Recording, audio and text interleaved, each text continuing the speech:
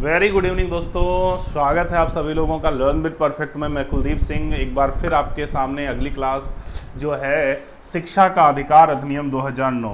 आज की क्लास हम लोग पढ़ेंगे शिक्षा का अधिकार अधिनियम 2009। शिक्षा का अधिकार 2009 ये छोटा सा टॉपिक और यहाँ से एक सवाल परीक्षा में हमेशा पूछा जाता है। तो जैसे पिछले कई क्लासेज में हम देख रहे हैं छोटे छोटे टॉपिक हैं, लेकिन वो छोटे छोटे टॉपिक आपको 1 नंबर 2 नंबर देकर जाते हैं। तो ये छोटा सा टॉपिक है जो आपको 1 या 2 नंबर देकर जाएगा। तो be ready for the class शिक्षा का अधिकार अधिनियम 2009, राइट टू एजुकेशन एक्ट 2009। तो चलिए हम लोग राइट टू एजुकेशन 2009 के बारे में शुरुआत करते हैं। देखिए भाई, अब ये टॉपिक मैं आपको पढ़ाता शिक्षा के नवीन प्रयास में, लेकिन यहाँ भी पढ़ाई दे रहा हूँ ताकि आपका दोनों जगह पे काम आएगा। देखिए, शिक्षा का अधिकार अधिनियम 2009 जो है वो माना जाता है कि स्वतंत्रता के बाद अभी तक शिक्षा के जितने भी सुधार हुए हैं उसमें सबसे महत्वपूर्ण टॉपिक है, या हम कहें सबसे महत्वपूर्ण एक ऐसा अधिनियम जिसने शिक्षा की, खासकर प्राथमिक शिक्षा की रूपरेखा को बदल कर रख दिया। एक बहुत ही माइलस्टोन भारत सरकार द्वारा एक बहुत ही महत्वपूर्ण एक्ट है। चलिए इसके बारे में चर्चा करने से पहले इसकी थोड़ी भूमिका बता दें आपको। देखिए, हमारे संविधान में जो है वो आपको पता है कि जो मूल अधिकार हैं, मूल अधिकार वो है 12 से 36 तक, और उसके अलावा नीति निदेशक तत्व यानी डायरेक्टिव प्रिंसिपल ऑफ स्टेट ये है 36 से 51 तक।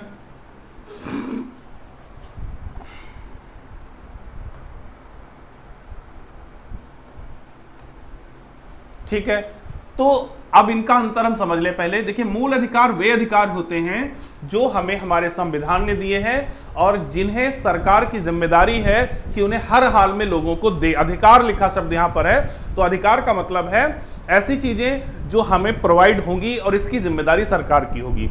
जबकि नीति निर्देशक तत्व क्या होते हैं? ये वे एक तरीके से मार्गदर्शी सिद्धांत हैं जिस पर संविधान ये उम्मीद करता है कि सरकार कभी ना कभी कानून बनाएगी। तो इसी में आर्टिकल 45 जो था, अनुच्छेद 45, वो कहता था, अगर हमने पहले पढ़ा है संविधान तो उसमें ये बताया गया है, अनुच्छेद 45 किससे संबंधित है? 0 से 14 वर्ष तक बच्चों को शिक्षा एवं पोषण की जिम्मेदारी सरकार की होगी। भाई, अनुच्छेद 45 हमसे कहता था कि 0 से 14 वर्ष तक के बच्चों की शिक्षा और पोषण की जिम्मेदारी सरकार की होगी। और आपको पता है 1947 में देश आजाद हुआ और 1950 में संविधान लागू हुआ। तो यानी 1950 में यह बात कही गई अनुच्छेद 45 में कि 0 से 14 वर्ष तक के बच्चों को शिक्षा और पोषण की जिम्मेदारी सरकार की होगी।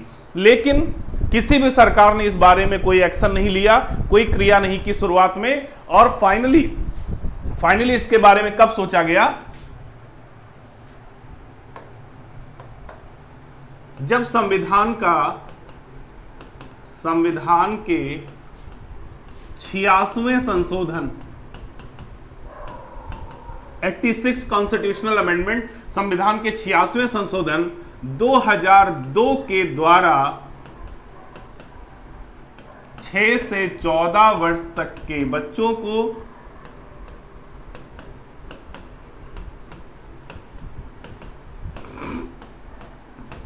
शिक्षा का अधिकार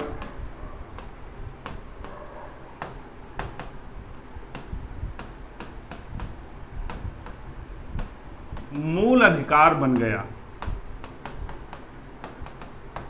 यानी कि 1950 में कहा गया था 0 से 14 वर्ष तक के बच्चों को शिक्षा और पोषण की जिम्मेदारी सरकार की होगी, लेकिन जो है लगभग 52 साल 50 साल किसी सरकार ने इस पर ध्यान नहीं दिया। और ध्यान कब दिया गया? जब संविधान का 86वां संशोधन हुआ 2002 में। आपसे पूछा जा सकता है किस अनुच्छेद के द्वारा, किस संशोधन के द्वारा? शिक्षा को मूल अधिकारों में शामिल किया गया, तो संशोधन था 86वां संशोधन। आपसे पूछा जा सकता है 86वां संशोधन जो शिक्षा से संबंधित था किस वर्ष हुआ, तो आंसर है 2002। और इस 2002 में क्या हुआ, अब 6 से 14 वर्ष तक के बच्चों की शिक्षा को किसमें शामिल कर लिया गया, मूल अधिकार में।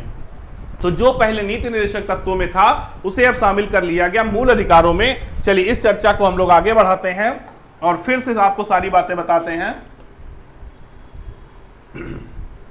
संविधान के 86वें संशोधन 2002 के द्वारा शिक्षा को मूल अधिकारों में शामिल किया गया। इसे अनुच्छेद 21A के अंतर्गत शामिल किया गया। तो यानी किस अनुच्छेद में शिक्षा को मूल अधिकार के द्वारा प्रस्तुत किया गया, तो अनुच्छेद था 21A। ठीक है, तो संविधान का 86वां संशोधन कब हुआ, 2002 में। इसके द्वारा शिक्षा को मूल अधिकारों में शामिल कर लिया गया और इसे अनुच्छेद 21A के अंतर्गत रखा गया, यानी 21A के अंतर्गत इसे रखा गया।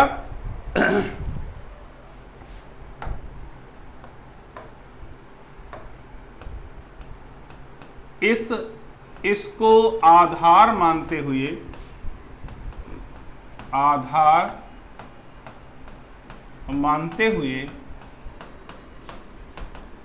4 अगस्त 2009 को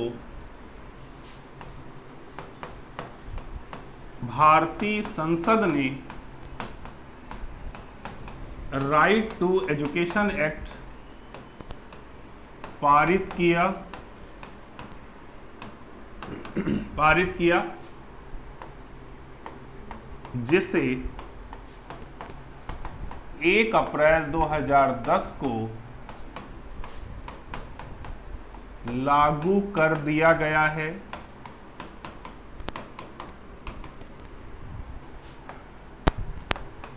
उत्तर प्रदेश में इसे 2011 में लागू किया गया। इसे अनिवार्य एवं निःशुल्क शिक्षा का अधिकार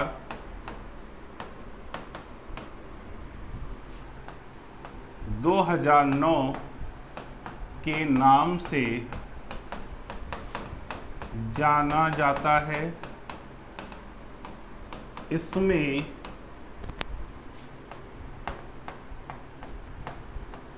अनिवार्य शब्द का अर्थ है 6 से 14 वर्ष तक के प्रत्येक बच्चे को प्राथमिक शिक्षा मिले।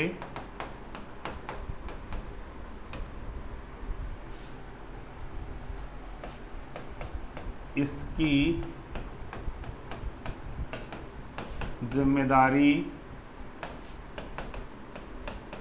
केंद्र सरकार,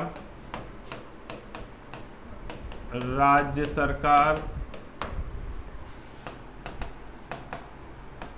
स्थानीय सरकार, शिक्षक और अभिभावकों की होगी।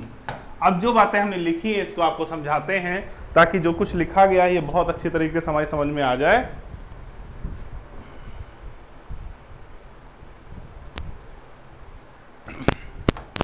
चलिए शुरुआत की जाए। एक एक चीज आपको बहुत बेहतर तरीके से समझाने जा रहा हूं।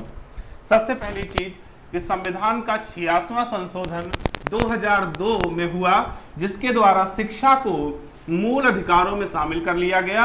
इसे अनुच्छेद 21A में शामिल किया गया। तो पहले यहां से दो बातें हमें पता चलती हैं कि संशोधन कौन सा था, 86वां था, वर्ष था 2002, और अनुच्छेद कौन था, 21A। फिर क्या हुआ, इसको आधार मानते हुए 4 अगस्त 2009 को संसद द्वारा राइट टू एजुकेशन एक्ट पारित हुआ। ठीक है, 4 अगस्त 2009 को शिक्षा का अधिकार अधिनियम पारित हुआ, जो 1 अप्रैल 2010 को लागू हो गया। यह सवाल पिछली बार शिक्षक भर्ती परीक्षा में पूछा गया था कि शिक्षा का अधिकार अधिनियम कब लागू हुआ, तो कब लागू हुआ, 1 अप्रैल 2010 को लागू कर दिया गया है। उत्तर प्रदेश में इसे 2011 में लागू किया, 1 साल और बाद यहां पे लागू किया गया। अब इसकी प्रमुख बातें क्या थी, ये समझ लीजिए। इसे अनिवार्य और निशुल्क शिक्षा का अधिकार अधिनियम 2009, इसका नाम क्या है, free and compulsory right to education act, यानी कि निशुल्क और अनिवार्य शिक्षा का अधिकार अधिनियम 2009। इसमें अनिवार्य शब्द, भाई निशुल्क का मतलब तो आप जानते हैं कि प्राथमिक शिक्षा निशुल्क होगी। अनिवार्य शब्द का अर्थ है 6 से 14 वर्ष तक के प्रत्येक बच्चे को प्राथमिक शिक्षा मिले। इसकी जिम्मेदारी केंद्र सरकार, राज्य सरकार, स्थानीय सरकार, शिक्षक और अभिभावकों की होगी। यानी 6 से 14 वर्ष तक का कोई भी बच्चा पढ़ने से छूटना नहीं चाहिए। खासकर प्राथमिक शिक्षा की बात यहां पर हो रही है कि उसे कक्षा 5 तक की शिक्षा अनिवार्य रूप से दी जाए। इसमें एक चीज और जोड़ दें, इसमें दिव्यांग बालक को 6 से 18 वर्ष तक छूट दी गई है। यह बात पहले भी चर्चा हो चुकी है कि अगर बच्चा हैंडीकैप है तो उसके लिए 6 से 14 वर्ष नहीं बल्कि 6 से 18 वर्ष तक की बात कही गई है। तो दिव्यांग बालकों को 6 से 18 वर्ष और सामान्य बच्चों को 6 से 14 वर्ष, कि अगर भारत का एक भी बच्चा पढ़ने से छूट जाता है जिसकी उम्र 6 से 14 वर्ष की आती है, तो सबकी जिम्मेदारी होगी। यानी सेंट्रल गवर्नमेंट भी इसके लिए जिम्मेदार है, स्टेट गवर्नमेंट भी जिम्मेदार है, स्थानीय गवर्नमेंट प्रधान, मेयर जो भी होते हैं, शिक्षक यानी आप और पेरेंट्स सभी इसके लिए जिम्मेदार होंगे। सभी को ये जिम्मेदारी है कि एक एक बच्चा पढ़े, एक एक बच्चा सीखे। तो इसमें किसी एक की जिम्मेदारी नहीं रखी गई बल्कि सभी की जिम्मेदारी तय की गई कि कहीं से भी अगर भारत का एक भी बच्चा पढ़ने से छूट जाता है किसी कारण से, तो ये सबकी जिम्मेदारी होगी। अब इसकी प्रमुख बातें क्या क्या थी, जहां से सवाल कभी कभार बनता है।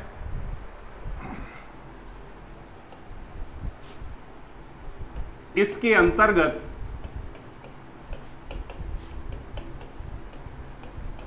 प्रत्येक 1 किलोमीटर पर एक प्राथमिक विद्यालय,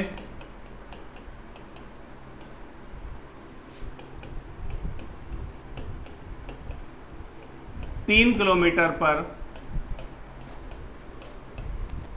उच्च प्राथमिक विद्यालय बनवाए जाएंगे।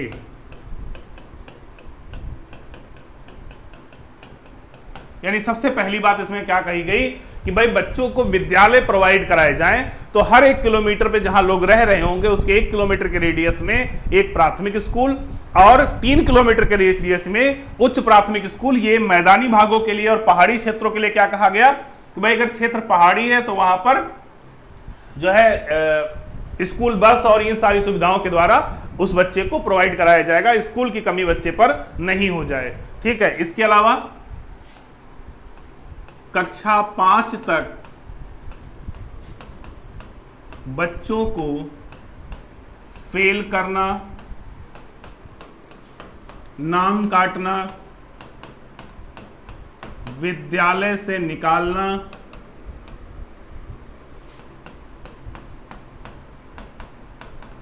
प्रतिबंधित है,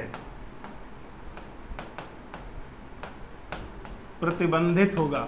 यानी ना आप बच्चे को कक्षा 5 तक फेल कर सकते हैं, ना उसका नाम काट सकते हैं, और ना ही उसे आप स्कूल से निकाल सकते हैं, क्योंकि कक्षा 5 तक की शिक्षा संविधान के अनुच्छेद 21A के अंतर्गत अनिवार्य और निःशुल्क शिक्षा के अंतर्गत आती है, इसलिए उसके अंतर्गत बच्चे को यह सब चीजें नहीं की जा सकती।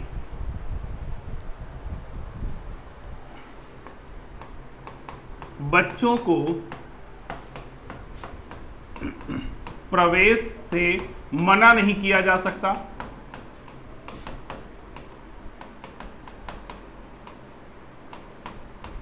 यानी कोई बच्चा अगर एडमिशन लेने आया है, प्रवेश के लिए आया है, तो उसे हम मना नहीं कर सकते कि आपका हम एडमिशन नहीं लेंगे, आपका प्रवेश नहीं लेंगे, क्योंकि हमारे यहां सीट फुल हो गई, या किसी भी बहाने से अगर बच्चा प्रवेश के लिए आया है तो उसका एडमिशन आपको हर हाल में लेना पड़ेगा।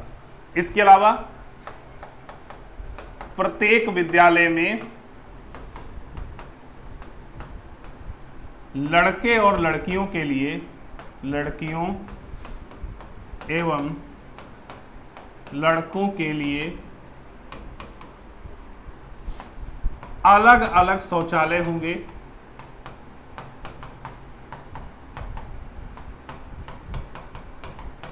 अलग अलग शौचालय होंगे, यानी कि जो शौचालय होंगे वो सेपरेट होंगे। प्राथमिक शिक्षक ट्यूशन, कोचिंग नहीं पढ़ा सकेंगे, नहीं पढ़ा सकेंगे। इसके अलावा निजी विद्यालय, जो पब्लिक स्कूल हैं, निजी विद्यालय अपनी कुल सीट के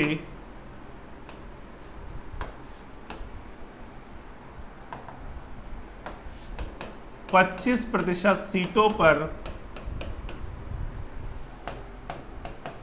निर्धन अभिभावकों के बच्चों का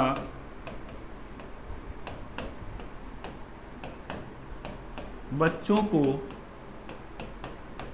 निःशुल्क प्रवेश देंगे।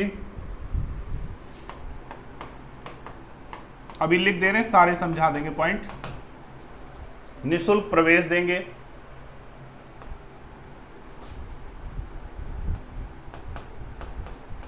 प्राथमिक स्तर पर 30-1 और उच्च प्राथमिक स्तर पर 35-1 के अनुपात में छात्र शिक्षक रखे जाएंगे।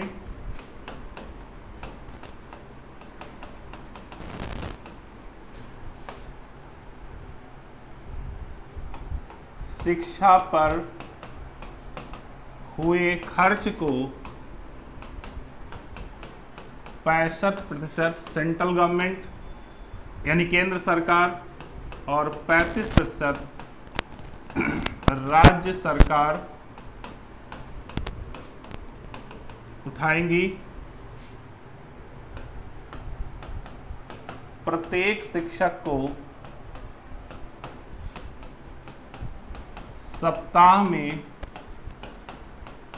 45 घंटे या महीने में 200 घंटे या वर्ष में 800 घंटे न्यूनतम शिक्षण करना होगा।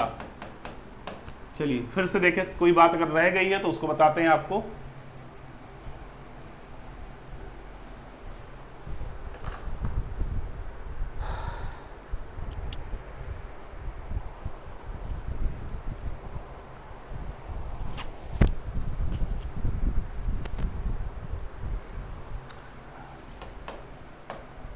चलिए सबसे पहली बात, प्रत्येक 1 किलोमीटर पर एक प्राथमिक विद्यालय होगा, 3 किलोमीटर पर उच्च प्राथमिक विद्यालय होगी। भाई बच्चे जहां रह रहे हैं, जहां बच्चे की बस्ती है, उस 1 किलोमीटर के एरिया में उसे स्कूल मिलना चाहिए। वो सरकारी भी हो सकता है, प्राइवेट भी हो सकता है, किसी भी प्रकार का हो सकता है। कक्षा 5 तक बच्चों को फेल करना, नाम काटना या विद्यालय से निकालना प्रतिबंधित होगा। यानी आप बच्चे का ना नाम काट सकते हैं, ना उसे विद्यालय से निकाल सकते हैं, ना उसे फेल कर सकते हैं। बच्चे को प्रवेश से मना नहीं किया जा सकेगा। यदि बच्चा प्रवेश के लिए आया है तो आप उसे मना नहीं कर सकते। प्रत्येक विद्यालय में लड़कियों और लड़कों के लिए सेपरेट टॉयलेट होंगे, अलग अलग शौचालय होंगे। प्राथमिक शिक्षक ट्यूशन कोचिंग नहीं पढ़ा सकते, यानी पैसा लेकर आप ये सब काम नहीं कर सकते। निजी विद्यालय अपनी कुल सीट के 25% सीटों पर निर्धन अभिभावकों के बच्चों को निःशुल्क प्रवेश देंगे। कि भाई जो प्राइवेट स्कूल हैं वो भी इसके दायरे के अंतर्गत आ गए कि भाई अपनी 25% सीटों पर आपको जो है इन बच्चों को जिनके पेरेंट्स निर्धन है, जो नहीं पेमेंट कर सकते, उन्हें आपको फ्री में पढ़ाना पड़ेगा। इस पर हालांकि काफी विवाद हुआ और फाइनली लोगों को मानना पड़ा। लेकिन अगर 1 किलोमीटर के दायरे में कोई सरकारी स्कूल है तो ये बाध्य नहीं है। प्राथमिक स्तर पर 30:1 और उच्च प्राथमिक स्तर पर 35:1 के अनुपात में छात्रों शिक्षा, यानी 30 बच्चों पर एक टीचर प्राइमरी में और 35 बच्चों पर एक टीचर जूनियर में। शिक्षा पर हुए खर्च को 65% केंद्र सरकार और 35% राज्य सरकार उठाएंगे, क्योंकि शिक्षा समवर्ती सूची का विषय है। प्रत्येक शिक्षक को सप्ताह में 45 घंटे, महीने में 200 घंटे या वर्ष में 800 घंटे का न्यूनतम शिक्षण करना पड़ेगा। अब यहां 2-3 बातें और छूट रही हैं, याद आ गई। जैसे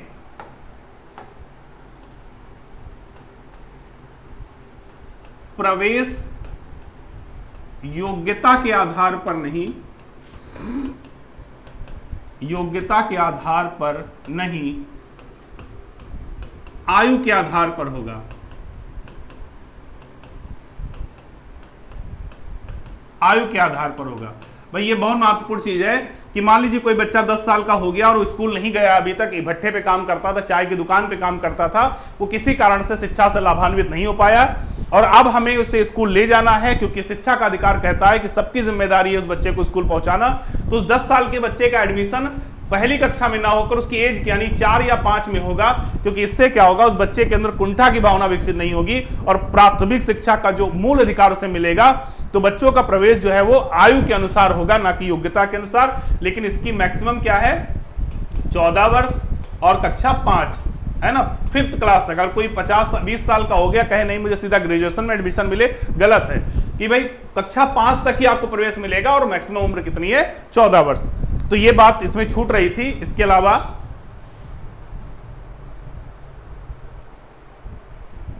तो शायद कोई पॉइंट नहीं छूटा जहां से एग्जाम में आपके क्वेश्चन बन सकता है, वो सारी चीजें आपकी हमने बता दी। तो ये छोटी सी क्लास थी शिक्षा के अधिकार अधिनियम की। इसकी मुख्य बातें आपको जहां से क्वेश्चन बनता है याद रखनी। सबसे इंपॉर्टेंट बात कि शिक्षा का अधिकार अधिनियम कब पारित हुआ, तो आपको याद रखना चाहिए 4 अगस्त 2009। कब लागू हुआ, 1 अप्रैल 2010। शिक्षा के अधिकार को मूल अधिकार कब बनाया गया, 2002 में। किस संविधान संशोधन द्वारा, तो 86वें संविधान संशोधन द्वारा। इसका पूरा नाम क्या है, निःशुल्क और अनिवार्य शिक्षा का अधिकार अधिनियम 2009। इसके अतिरिक्त इसमें और पॉइंट क्या बन सकते हैं कि छात्र शिक्षक अनुपात। यहां एक पॉइंट इंपॉर्टेंट बात आ गई। यहां पर देखिए भैया, अभी 2020 में नई शिक्षा नीति आई है, 2020 में न्यू एजुकेशन पॉलिसी आ गई है। अब न्यू एजुकेशन पॉलिसी जो आई 2021 में, इसमें बहुत सारे चेंजेस कर दिए गए हैं। तो अगर आप नए चेंज देखें तो जैसे अभी तक हम क्या था कि शिक्षा का अधिकार RTE जो था वो कितने उम्र तक था, RTE 2009 कब तक था, 6 से 14 वर्ष तक। इसे घटाकर अब 3 से 14 कर दिया गया है ना। यानी नई शिक्षा नीति जो आई उसमें क्या कहा गया है, अब 3 वर्ष से 14 वर्ष तक के बच्चे, ठीक है, 3 वर्ष से, शायद 2021 है ये नई शिक्षा नीति 2021 में क्या कहा गया है, 3 वर्ष से 14 वर्ष तक। अब ये जो 3 से 6 वर्ष के बच्चे हैं, ये आंगनबाड़ी केंद्र आप देख रहे होंगे, हर विद्यालय के बगल में आंगनबाड़ी केंद्र बन रहे हैं और वहां पर वैकेंसी भी निकल रही है। तो अब शिक्षा का अधिकार कब से कब तक हो गया, 3 से 14। छात्र शिक्षा का अनुपात भी बदला गया, काफी चीजें बदली हैं। तो जब नई शिक्षा नीति किसी क्लास में पढ़ाएंगे तो उसके बारे में बताएंगे। तो हम लोग बात कर रहे थे कहां से क्वेश्चन बन सकते हैं। तो आपसे पूछा जा सकता है कि राइट टू एजुकेशन एक्ट लागू होने के बाद कक्षाएं कैसी हो गई हैं, आयु समरूपी या योग्यता समरूपी, तो आपका आंसर होगा आयु समरूपी। ठीक है, आपसे पूछा जा सकता है कि भाई बच्चे को हम फेल कर सकते कि नहीं, तो नहीं फेल कर सकते। ये सारे पॉइंट आपको ध्यान में रखने हैं। इसके अलावा जो क्वेश्चन प्रैक्टिस का सेशन होगा तो यहाँ से क्वेश्चन कुछ रखेंगे। ठीक है, तो ये छोटी सी क्लास थी जो आपके काफी काम आएगी, बहुत फायदेमंद इंजेक्शन वैक्सीन है ये। Okay, thank you.